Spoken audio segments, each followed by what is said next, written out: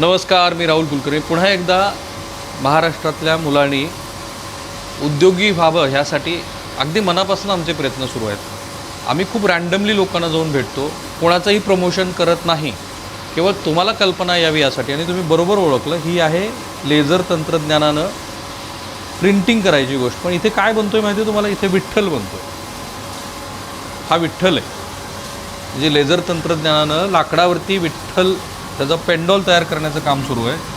आणि इकडे हे काय आहे? माऊली आहे. माऊली आहे, ज्ञानेश्वर माऊली. ज्ञानेश्वर माऊली आहे. आणि या बाजूला एकदा दाखव, ज्ञानेश्वर माऊली दाखव. हे छोट्या मग साईजमध्ये आणि तिकडं आहे ते मोठ्या साईजमध्ये. तर हे जे आहे ज्ञानेश्वर माऊलीचंच इथे पेंडॉल बनतं आहे. हे आहे मोठ्या साईजमधलं. आणि ते मोठ्या साईजमधलं जे पेंडॉल आहे ते दिसतं कसं? तर हे बघा, माझ्या हातात आहे पूर्णपणे. हे असं, ही ज्ञानेश्वर माऊली आहे. तर ज्यांना ही कल्पना सुचली, तुमचा परिचय करून द्या बरं. मी अनिल बुर्डे, अनिल पोपट बुर्डे. गाव? गाव चरोली. तरवली, चरोली आळंदीच्या जवळ होतो आपण. आळंदी शेजारी. तर हे अनिलरावांचं ह्या लाकडाबद्दल. पाईनचं लाकूड आहे. पाईनचं लाकूड आहे. पाईनच्या लाकूडावरती हे तुम्ही सुरू केलेलं आहे. आणि ही मशीन आहे ती laser printing. Laser painting, right. खूप म्हणजे त्यांची मी तुळशीची शेती बघायला आलो होतो आणि मला लक्षात आलं की हे पेंडॉल करतात छानसं. तर आता हे पण आपण एकदा दाखवतो. आणि हे वर्क कसं होतं बरं? आता हे बघा, एक कॅम्प्युटरवरती पहिलं डिझाईन द्यायचं आणि ते मशीनवरती सोडायचं. हां. आणि त्याच्यानुसार ते तयार केलं जातं. म्हणजे ह्या लेझरला कम्प्युटरची डिझाईन ऑलरेडी दिलेली आहे तुम्ही? हो. आणि मग ह्या लेझर टेक्नॉलॉजीनं काय काय करू शकतो आपण आता प्रिंटिंग? हे म्हणजे माझा मुलगा स्वतः डिझाईन बनवतो. म्हणजे जे विठ्ठलाची मूर्ती, माऊलींची मूर्ती, हा स्वतः मुलगा डिझाईन करतो आणि ती याच्यावरती कॅम्प्युटरवरती वरून मशीनवरती सोडली जाते. बरं. आणि मग अशा पद्धतीनं आपण कशाची डिझाईन करू शकतो? याच्यामध्ये आपण पाहिजे तर सर्व, म्हणजे नुसते विठ्ठल, माऊली किंवा देवाची कोणतीही मूर्ती असू द्या किंवा एखाद्या माणसाची बी मूर्ती जशी आहे तशी डिझाईन करून याच्यामध्ये आपण तयार करू शकतो. राईट. आणि तुम्ही एवढ्या 3 मशीन का घेतलं? आता हे जसं मार्केट वाढत जाईल तसं आम्ही बिझनेस वाढवलेला आहे. पहिलं एकच मशीन होतं, त्याच्यानंतर जसं मार्केटमध्ये मागणी वाढली त्यानुसार मग तसं ते वाढत गेले. 1च्या 2 झाल्या, 2च्या 3 झाल्या. आणि ही कल्पना कशी सुचली तुम्हाला? आता ते मुलगा आमचं डिझाईन करतो, मी आळंदीमध्ये तुळस टाकतो, तिथं ती मूर्ती पाहिली, तो माणसाचा फोटो तयार करतो. त्याच्यावरनं लक्षात आलं की तो आपले माऊलींच्या किंवा विठ्ठलाच्या जे पाहिजे ते साईजमध्ये मूर्ती तयार करू शकतो. आणि त्याचाच अनुभव घेऊन मी त्याला ते सांगितलं की बाबा तू हे कर. आणि त्यानुसार त्याने ते तयार केलं आणि ते मार्केटमध्ये आणलं. किती वर्ष झाले तुम्हाला आता हे आता व्यवसाय? हे मी 3रं वर्ष आहे माझं. 3रं. पहिली मशीन आणली ती कोणती?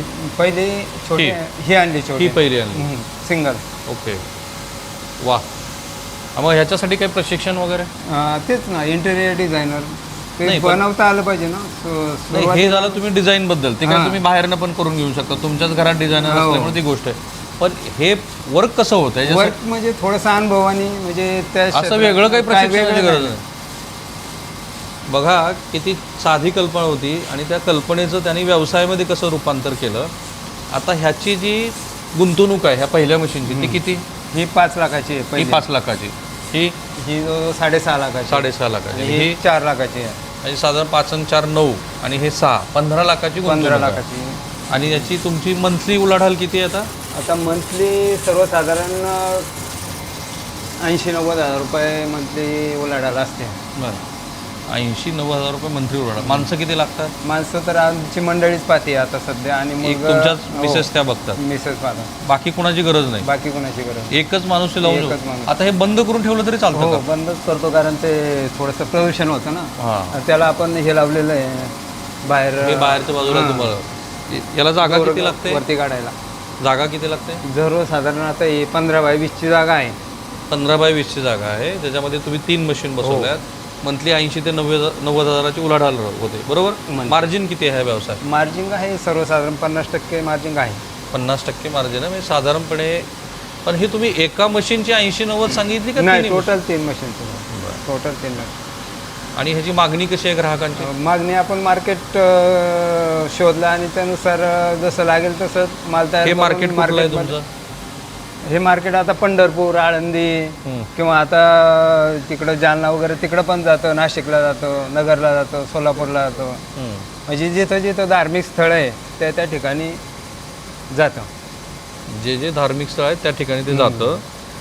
आणि हे तुम्ही जे बनवता पेंडॉल, त्याच्याशिवाय आणखी काय काय बनवता येऊ शकतं ह्या मशीनवर? सध्या म्हणजे जे आपलं इंटेरियरला जे कटिंग होतं जाळी वगैरे, आता ते माझ्याकडे फोटो वगैरे आहेत त्याचे, त्यानुसार मग ते जसं गिरायकाची मागणी असेल. बरोबर. तुम्हाला देवघरामध्ये जे मोठी समजा याची साईबाबाची मूर्ती जेवढ्या मोठ्या प्रमाणात पाहिजे तेवढ्या मोठ्या प्रमाणात आम्ही बनवून देतो.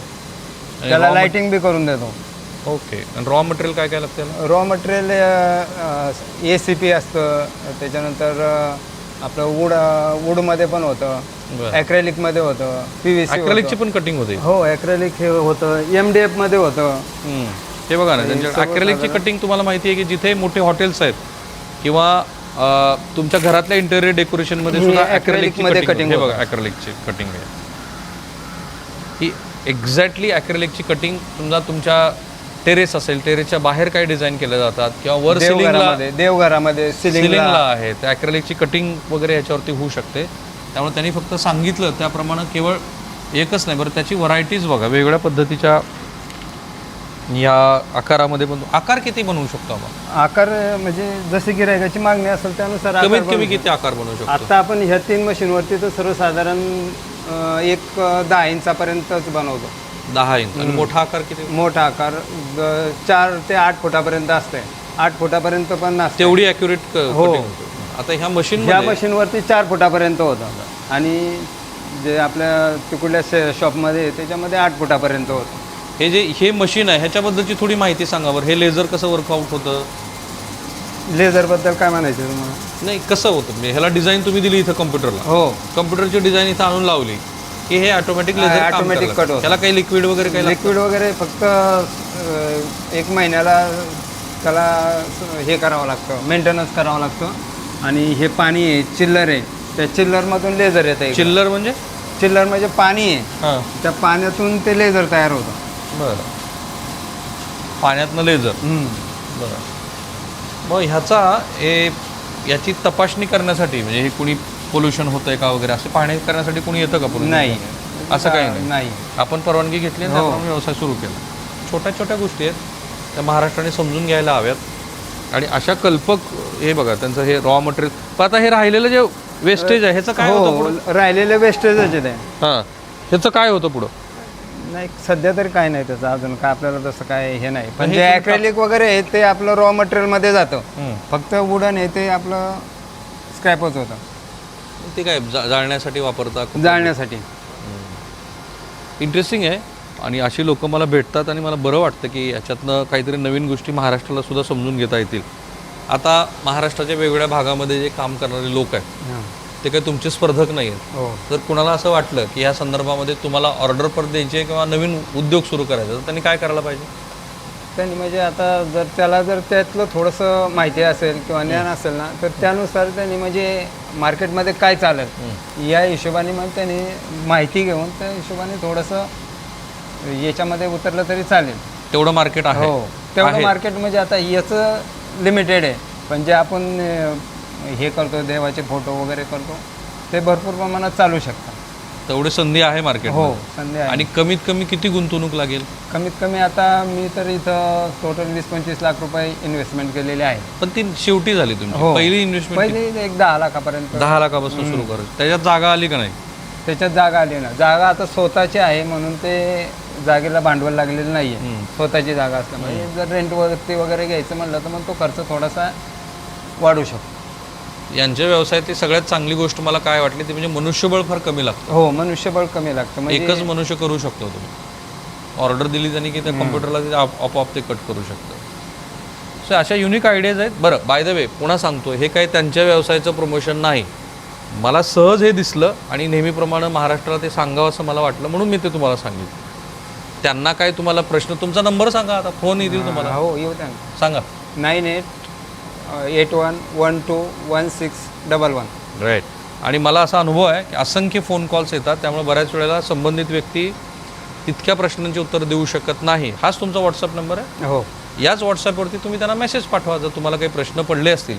आणि पुन्हा बघा की एक साधी सोपी पण युनिक आयडिया. शेवटी व्यवसायामध्ये महत्त्वाचं काय जे मला आता एवढ्या व्यावसायिकांना भेटल्यानंतर लक्षात येतं ते म्हणजे तुमच्या एक USP पाहिजे, युनिक सेलिंग पॉईंट पाहिजे. तो आता अशा पद्धतीचा आळंदीपासून काही किलोमीटर अंतरावरती असा एक तुम्ही युनिक सेलिंग पॉईंट शोधला. आणि तुमचं शिक्षण? मी ग्रॅज्युएट झालेलो आहे. एका पदवीधरानं मग या व्यवसायातनं संधी शोधली आणि ती तुम्हाला दिसते आहे किती युनिक आहे.